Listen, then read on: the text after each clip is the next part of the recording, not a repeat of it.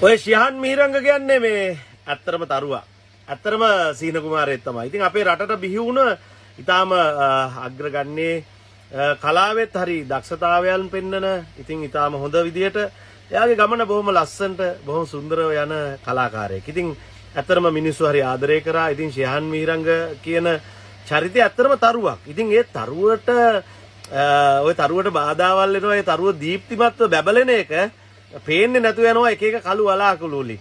ඉතින් ඔය කළු වලාකුළු අශ්නිකල වගේ අය ඉතින් ළඟින් තියාගෙන හිටියාම ඉතින් ඇත්තරම දෙමෝපියන්ටත් බැනුම් අහන්න සිද්ධ වෙනවා. ඒක සාමාන්‍ය දෙයක්. ඉතින් මේ ශිහාන් මල්ලි ඇත්තරම ඔයා රටට හරි ආදරණීය චරිතයක්, රටට හරි වැදගත්, රටට වැදගත්, රටට හොඳ කලාව හරි විදියට කරගෙන යන ඉතින් ඇත්තරම හරි ආසයි අපි කැමති.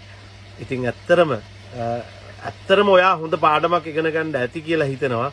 ඉතින් ඔයාගේ සින්දුත් කියන්න දීලා ඔයා යන්නේ නැති විදියට එයාට වෙඩින් වලට ගිහිල්ලා ඒ දේවල් කරන තත්ත්වෙට ඉතින් පත් කරන තැනටත් ඔයා ගොඩක් කරලා තියෙනවා. ඉතින් සමහර කලාකාරයන්ගේ සින්දු මේ ස්ටේජ් එකේ කියද්දි ඒවට නඩු දාන කාලෙක ඉතින් ඔයා එච්චර දෙයක් කරලා තියෙනවා. ඉතින් ඉතාමත්ම ස්තුතියි හැම දෙයකටමත්. ඇත්තරම ඒ කළු වලාකුළු ළඟ තියාගන්න එපා. කළු වලාකුළු ලං කරගන්න එපා. ඔයා බැබලෙන එක, ඔයා දීප්තිමත්ව බැබලෙන එක ඒක හානියක් වෙයි. ඉතින් මේක මගේ අදහසක්.